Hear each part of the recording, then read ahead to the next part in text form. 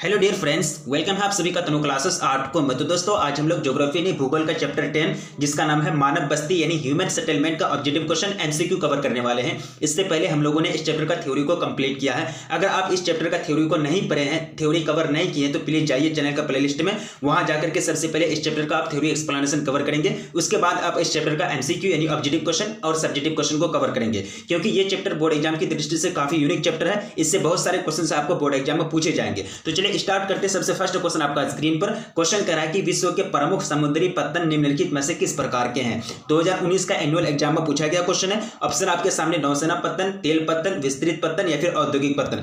Theory वाला जो video है यानी थ्योरी एक्सप्लेनेशन वाला वीडियो में पूरा तरह से आपको बता दिया गया है विश्व में कितने प्रकार के पत्तन पाए जाते हैं और भारत में कितने प्रकार के पत्तन पाए जाते हैं, प्रमुख पत्तन और जो साधारण टाइप के जो पत्तन होते हैं, पूरा विस्तृत जानकारी आपको दी गई है। ठीक है, नौसेना पत्तन क्या होता है, तेल पत्तन क्या होता है, विस्तृत पत्तन क्या होता है, औद्योगिक पत्तन क्या होता है, ये सारा चीज आपको डिफाइन करके बताया गया है। मानव बस्ती यानी ह्यूमन सेटलमेंट जो चैप्टर आपका है एक ही वीडियो में आपका समाप्त हो गया था। तो यहां जो इसका जो राइट आंसर हो जाएगा वो होगा आपका विस्तृत पत्तन, यानी विश्व के प्रमुख समुद्री पत्तन निम्नलिखित में किस प्रकार के हैं, वो विस्तृत पत्तन है। ठीक है, इस तरह से फर्स्ट नंबर क्वेश्चन का आपका right answer option C right answer होता है। अब आगे बढ़ेंगे सेकंड नंबर क्वेश्चन। मैं चाहूंगा कि आप सारे क्वेश्चन का आंसर को कमेंट करते हुए चलेंगे। आप लोग का कमेंट को फिर बाद में हम रिव्यू करते हैं। आप में से जो भी क्वेश्चन पूछते हैं जिसमें भी आपको डाउट रहता है उसका हम रिप्लाई देने की कोशिश करते हैं। सेकंड नंबर क्वेश्चन करा कि किसी झील के चारों ओर बसा आदिवास किस प्रकार किस प्रतिरूप में आएगा। ठीक है, 2019 और 2021, उसके बाद 2021 के लिए बोर्ड मॉडल पेपर के लिए ये भी क्वेश्चन सिलेक्ट हुआ है और 2019 का एनुअल एग्जाम में पूछा गया क्वेश्चन है।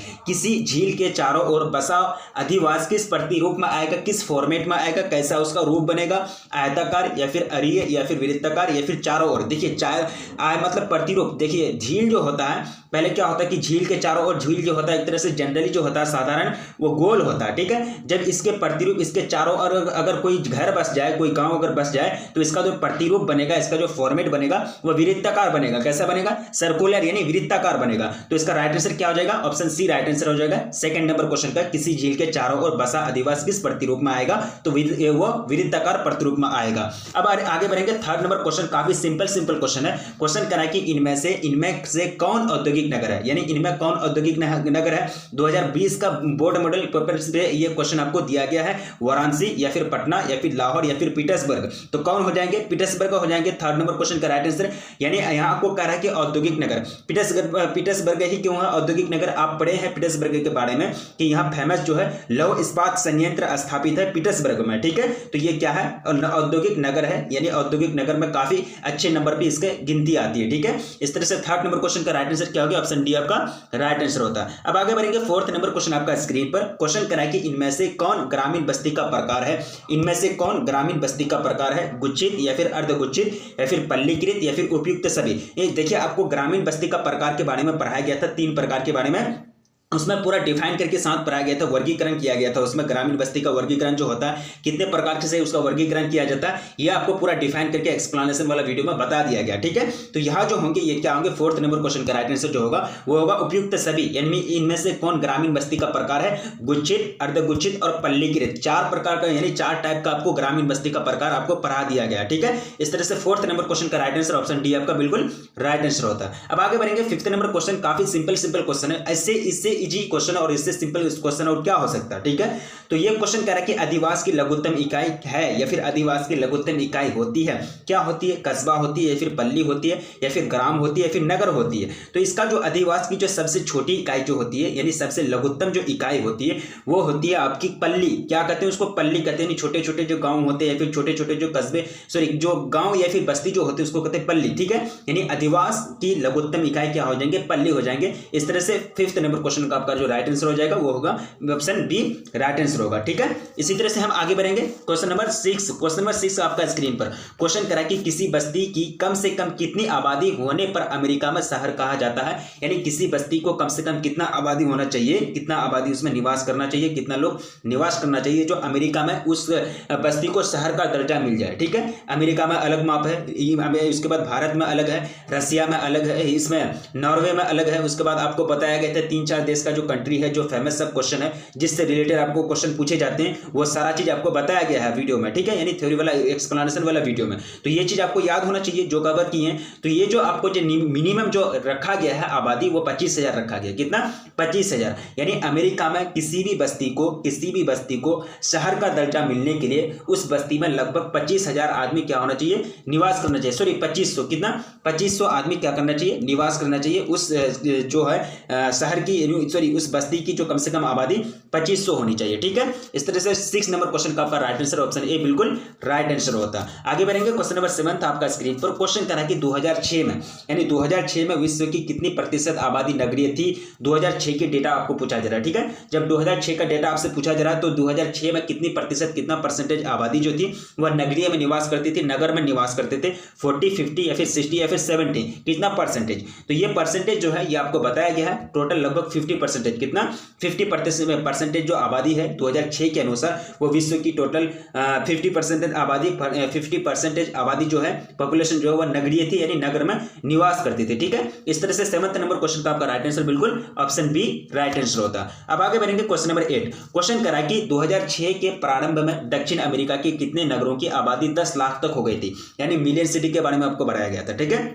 मिलियन सिटी याद कीजिए थोड़ा सा, मिलियन सिटी के बारे में आप पढ़े हैं। मिलियन सिटी किसको कहते हैं? जिस सिटी में, जिस शहर में लगभग 10 लाख संख्या, 10 लाख मतलब जनसंख्या, यानी सॉरी 1 मिलियन, कितनी, यानी 1 मिलियन जनसंख्या जहां रहती है, जिसको 1 मिलियन बराबर कितना होता है? 10 लाख, यानी 10⁶। तो जहां अगर मिलियन सिटी रहती है तो उसी को कहते हैं, जहां 1 मिलियन जनसंख्या रहती है उसको कहते हैं मिलियन सिटी, यानी मिलियन नगर। तो कितने नगरों की आबादी 10 लाख तक हो गई थी 2006 में दक्षिण अमेरिका में? तो यहाँ आपको ऑप्शन दिया जा रहा है 40, 41, 42 या फिर 43। तो ये भी चीज आपको बताया गया, कोई भी थ्योरी से आपका बाहरी नहीं है। मैं दावा के साथ करता हूँ, 100% दावा के साथ करता हूँ, जितना भी आपको क्वेश्चन यहाँ हम कवर कर रहे हैं तो ये सारा क्वेश्चन आपका थ्योरी से लिया गया क्वेश्चन है, थ्योरी से रिलेटेड क्वेश्चन है। अगर आप थ्योरी अगर कवर कर लेंगे तो इसमें से कोई ऐसा क्वेश्चन नहीं होगा जिसका आप आंसर नहीं दे पाएंगे, ठीक है। तो 8 नंबर क्वेश्चन का जो राइट आंसर हो जाएगा वो हो जाएगा 43। कितना? यानी 43 आबाद जो शहर है 2006 के प्रारंभ में दक्षिण अमेरिका के लगभग 43 नगर जो है उसकी आबादी लगभग 10 लाख यानी 1 मिलियन हो गई थी। 8 नंबर क्वेश्चन का आपका राइट आंसर बिल्कुल क्या हो गया? ऑप्शन डी बिल्कुल राइट आंसर होता है। अब आगे बढ़ेंगे, क्वेश्चन नंबर 9 आपका स्क्रीन पर। क्वेश्चन करा कि ग्रामीण आदिवासियों के निवासी मुख्यतः रहते हैं, ग्रामीण आदिवासियों के निवासी मुख्यतः रहते हैं कहाँ? कौन सा काम में लगे हुए रहते हैं? प्राथमिक क्रियाओं में या फिर तृतीय क्रियाओं में या फिर द्वितीय क्रियाओं में या फिर चतुर्थक क्रियाओं में? देखिए ये जो ग्रामीण आदिवासी के जो आदिवासियों में जो निवासी होते हैं वो मुख्यतः किस काम में लगे हुए रहते हैं? प्राथमिक क्रिया में। आपको पता है प्राथमिक क्रिया, द्वितीय क्रिया, चतुर्थक क्रिया, तृतीय क्रिया, चतुर्थक क्रिया, पंचम क्रिया तक आपको बताया गया। प्राथमिक क्रिया में क्या होता है कि उत्पादन का काम होता है, मछली पालना, कृषि करना, खेती करना, ये सब क्या है? प्राथमिक क्रिया है। और द्वितीय क्रिया जो होता है उसमें क्या होता है कि तरह तरह के कच्चे सामान को यानी उपभोग की वस्तु में बदला जाता है। तरह तरह के कच्चे सामान जो कृषि क्षेत्र से प्राप्त की जाती है उसको उपभोग की वस्तु यानी इस्तेमाल की जाने वाली वस्तु के रूप में बदला जाता है उसमें द्वितीय क्रिया में। तृतीय क्रिया में क्या होता है कि इसमें उत्पादन और विनिमय होता है, परिवहन, संचार और व्यापार आते हैं। चतुर्थ क्रिया में क्या होता है कि इसमें नीति का निर्माण होता है। पंचम क्रिया में क्या होता है कि इसमें बड़े लोग जो होते हैं जैसे कि बैंक वगैरह हो गया, सरकार वह हो गया, ये सब क्या करते हैं पंचम क्रिया में कि बड़े बड़े नीति का निर्माण करते हैं, बड़े बड़े पॉलिसी का निर्माण करते हैं अर्थव्यवस्था के क्षेत्र में लागू करने के लिए, ठीक है। तो ग्रामीण आदिवासियों के निवासी मुख्यतः रहते हैं तो कि प्राथमिक क्रियाओं में संलग्न रहते हैं, ठीक है। तो 9 नंबर क्वेश्चन का आपका राइट आंसर ऑप्शन ए बिल्कुल राइट आंसर होता है। अब आगे बढ़ेंगे क्वेश्चन नंबर 10 आपका स्क्रीन पर। क्वेश्चन करा कि रूस के टुंड्रा भाग में रहने वाली आदिम जाति इनमें कौन है? आदिम जाति के बारे में आपको पढ़ाया गया, ठीक है। ये भी आपको पूरा तरह से पढ़ाया गया। टुंड्रा प्रदेश में पढ़ाया गया था ना, आपको याद कीजिए थोड़ा सा। या ऑप्शन आपके सामने बेद्दा या फिर किकुयू या फिर याकुत या फिर गोचू, ठीक है। तो राइट आंसर हो जाएगा ऑप्शन सी।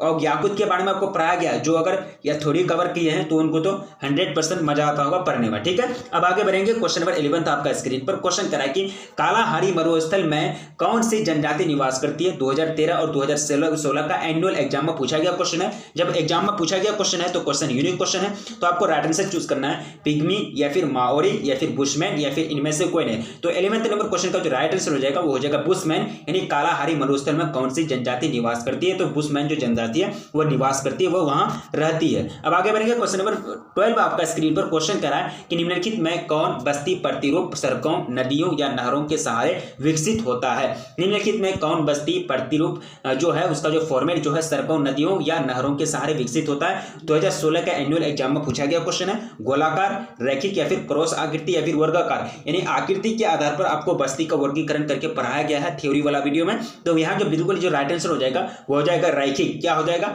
रैखिक, यानी 12th नंबर क्वेश्चन का आपका राइट आंसर ऑप्शन बी बिल्कुल राइट आंसर होता है। सारे क्वेश्चन का आंसर को कमेंट करेंगे। बहुत सारे लड़के बोलते हैं, बहुत सारे जो स्टूडेंट हैं जो भी हैं बोलते हैं कि मतलब सर कमेंट नहीं देखते हैं। ऐसा बिल्कुल नहीं है। आप लोग निश्चिंत होकर के कमेंट करें, क्वेश्चंस को पूछें, जहां भी डाउट हो सारे क्वेश्चंस का आंसर को कमेंट बॉक्स में पूछें। कमेंट बॉक्स जो है कमेंट सेक्शन जो आपका खुला हुआ है, वहां जाकर के कमेंट क्या करेंगे, अपना क्वेश्चन को लिखेंगे। क्वेश्चन को लिख करके अपना क्या करेंगे, कमेंट करेंगे।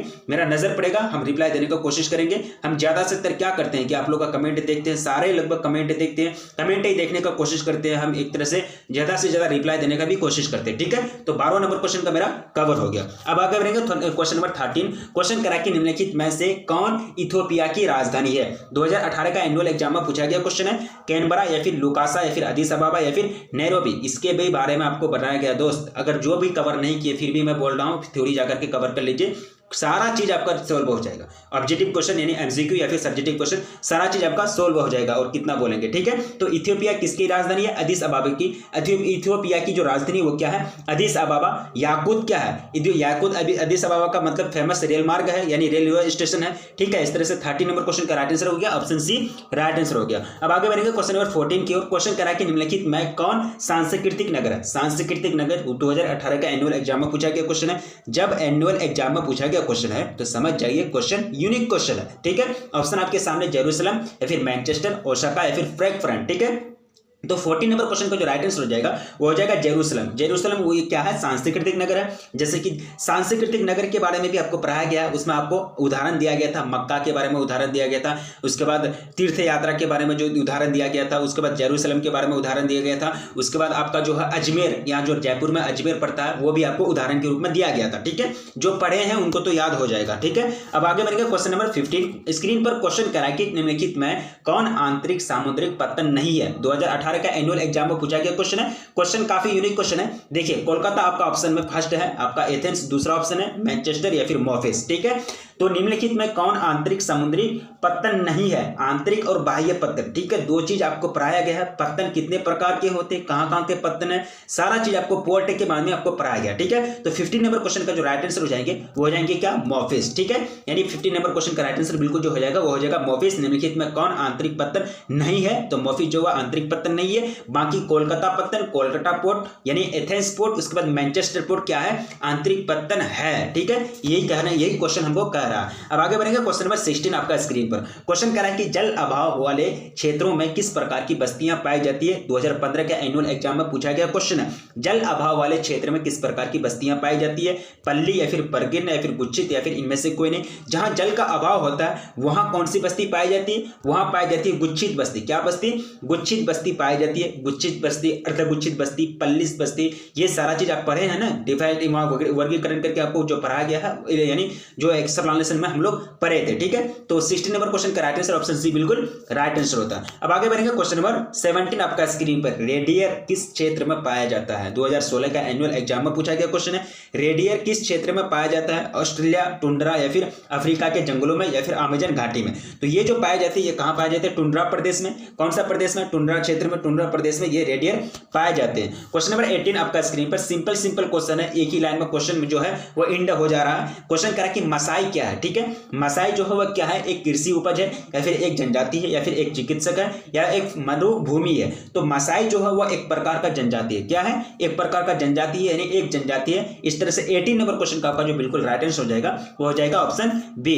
अब आगे बढ़ेंगे क्वेश्चन नंबर 19 आपका स्क्रीन पर। क्वेश्चन करा कि पर्वतीय प्रदेशों में किस प्रतिरूप का अधिवास पाया जाता है। 2020 का एनुअल एग्जाम में पूछा गया क्वेश्चन है। आयताकार या फिर सिरनुमा या फिर पंखा या फिर तारा। ठीक है, तो ये जो पर्वतीय प्रदेशों की बात की जाती है, जहां मतलब पर्वत रहते हैं, जैसे कि एक तरह से ये उत्तराखंड वाला हो गया। उसके बाद उत्तराखंड जाएंगे, अगर आसाम जाएंगे वहाँ क्या है कि पर्वतीय प्रदेश यानी पर्वतीय क्षेत्र बहुत सारे विकसित है, ठीक है। तो ऐसे प्रदेशों में, ऐसे क्षेत्रों में किस प्रकार का या फिर किस प्रतिरूप का अधिवास पाया जाता है? सीढ़ीनुमा, आयताकार या फिर पंखा या फिर तारा। तो ये जो पाया जाता है सीढ़ीनुमा आयताकार पाया जाता है, सॉरी सीढ़ीनुमा अधिवास पाया जाता है, ठीक है। तो 19 नंबर क्वेश्चन का बिल्कुल जो राइट आंसर हो जाएगा वो हो जाएगा ऑप्शन बी। इसी पर खेती होता है ना, सीढ़ीनुमा खेती, मतलब कहाँ होता है सीढ़ीनुमा खेती? आप सुनिए ना नाम कि सीढ़ीनुमा खेती कहाँ की जाती है। तो सीढ़ीनुमा जो होता है वो क्षेत्र जो होते हैं एक तरह से पर्वतीय क्षेत्र होते हैं, उसी पर काट करके यानी वहां काट करके क्या करते हैं लोग, किसान लोग क्या करते हैं, खेती करते हैं, ठीक है। इस तरह से 19 नंबर क्वेश्चन का बिल्कुल राइट आंसर आपका ऑप्शन बी राइट आंसर होता है। अब 20 नंबर क्वेश्चन है आपका स्क्रीन पर।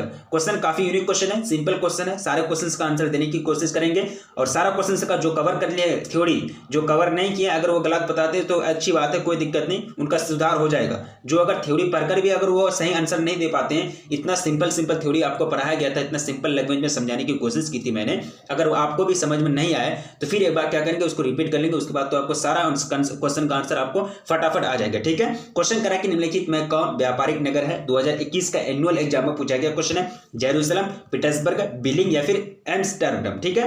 20वां नंबर क्वेश्चन आपका स्क्रीन पर। तो व्यापारिक नगर जो हो जाएंगे वो एम्स्टर्डम, क्या हो जाएंगे? एम्स्टर्डम व्यापारिक नगर है। क्वेश्चन नंबर 21, क्वेश्चन करा कि निम्नलिखित में से कौन ऑस्ट्रेलिया की राजधानी है? 2021 का एनुअल एग्जाम में पूछा गया क्वेश्चन है। कैनबरा के बारे में आपको पूरा तरह से बताया गया, वहां की योजना लागू की गई थी, किसके द्वारा लागू गई थी, कब लागू की गई थी, ये आप याद होना चाहिए। वहां एक योजना लागू की गई थी, किसके द्वारा और कब, आपको अगर याद है तो थोड़ा सा कमेंट करके बताइएगा, तो देखते हैं कितना याद रखते हैं आप लोग। क्वेश्चन आपके सामने, ऑप्शन आपके सामने, कैनबरा, बीजिंग या फिर अदिस अबाबा या फिर पर्थ। तो ऑस्ट्रेलिया की राजधानी क्या है? कैनबरा, यानी 21 नंबर क्वेश्चन का आपका राइट आंसर ऑप्शन ए बिल्कुल राइट आंसर होता है। अब आगे बढ़ेंगे क्वेश्चन नंबर 22। क्वेश्चन कह रहा है कि लंदन किस महादेश में अवस्थित है? लंदन किस महादेश में अवस्थित है? ये तो बच्चे में भी आप पढ़े होंगे, एशिया, अफ्रीका, ऑस्ट्रेलिया या फिर यूरोप। सिंपल सी बात है यार, यूरोप में। लंदन किस यूरोप में, किस में आता है? यूरोप में आता है, ना कि एशिया में आता है, ना कि अफ्रीका में, ना कि ऑस्ट्रेलिया में। 2021 के बोर्ड मॉडल पेपर के लिए एक क्वेश्चन सेलेक्ट हुआ है। अब आगे बढ़ेंगे क्वेश्चन नंबर 23 आपका स्क्रीन पर। क्वेश्चन करा कि वेस्टफेलिया किस देश में स्थित है? वेस्टफेलिया किस देश में स्थित है? जापान, भारत या फिर जर्मनी या फिर स्पेन। 2021 का बीएम के लिए क्वेश्चन सिलेक्ट हुआ है, जर्मनी या फिर स्पेन। काफी यूनिक क्वेश्चन है ये, जो है ये जर्मनी में कहाँ है? वेस्टफेलिया किस देश में अवस्थित है या फिर स्थित है, सिचुएटेड है, वो कहाँ है? जर्मनी देश में सिचुएटेड है। क्वेश्चन नंबर 24 आपका स्क्रीन पर क्वेश्चन कह रहा है कि नम बिंदु बस्ती किस क्षेत्र की विशेषता है? 2021 का बीएम के लिए क्वेश्चन सेलेक्ट हुआ है। नम बिंदु बस्ती किस प्रकार की या फिर किस क्षेत्र की विशेषता है, खूबी है? मरुस्थलीय क्षेत्र या फिर मैदानी क्षेत्र या फिर बर्फीली क्षेत्र या फिर पठारी क्षेत्र। तो ये जो खूबी है ये मरुस्थलीय क्षेत्र की खूबी है। किसकी?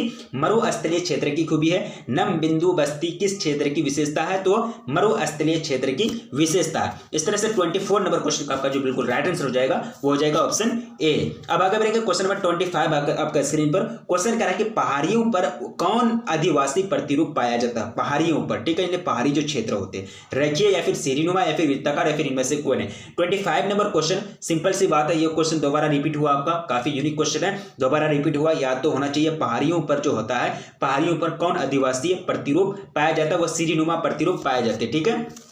क्वेश्चन नंबर 26 आपका स्क्रीन पर। क्वेश्चन कह रहा है कि लोएस मैदान में किस प्रकार का घर पाया जाता है? लोएस जो मैदान है, जो भी मैदान होते हैं, जो भी एक तरह से वहां लोग रहते हैं, तो वहां घर जो बनाते हैं वो किस प्रकार का घर बनाते हैं, यानी लोएस मैदान में किस प्रकार का घर पाया जाता है? 2021 का बीएम के लिए क्वेश्चन सेलेक्ट हुआ, कंक्रीट या फिर गुफा या फिर झोपड़ी या फिर इनमें से कोई नहीं। तो 26 नंबर क्वेश्चन का राइट आंसर हो जाएगा गुफा टाइप का जो घर होता है वो घर वहां बनाए जाते हैं लोएस मैदानी क्षेत्र में। अब आगे बढ़ेंगे क्वेश्चन नंबर 27। टोटल क्वेश्चन मैंने आप लोग को बता दिया था शुरू में कि टोटल क्वेश्चन आपका 29 क्वेश्चन है, ठीक है, यानी मानव बस्ती ह्यूमन सेटलमेंट से आपका टोटल ऑब्जेक्टिव क्वेश्चन यानी सेलेक्टेड ऑब्जेक्टिव क्वेश्चन जो है यूनिक, यानी जो बोर्ड एग्जाम में इस चैप्टर से पूछे जाते हैं अक्सर, वही सब क्वेश्चन यहाँ है। ज्यादा क्वेश्चन इधर उधर क्वेश्चन हम लोग सेलेक्ट करने का कोशिश नहीं करते, जो सब यूनिक क्वेश्चन होता है वो सब चीज पहले हम लोग प्रोवाइड करने का कोशिश करते हैं, ठीक है। उसके बाद एक्स्ट्रा जो बोर्ड के लिए काफी यूनिक होता है, उसके बाद सब्जेक्टिव क्वेश्चन जो करेंगे, तो सब्जेक्टिव क्वेश्चन जो है ना काफी यूनिक होगा, और वो सब्जेक्टिव क्वेश्चन हम लोग सेलेक्ट कर लिए जल्द ही, इसका मतलब सब्जेक्टिव क्वेश्चन आने वाला है। अब ये क्वेश्चन का आप लोग आंसर देंगे।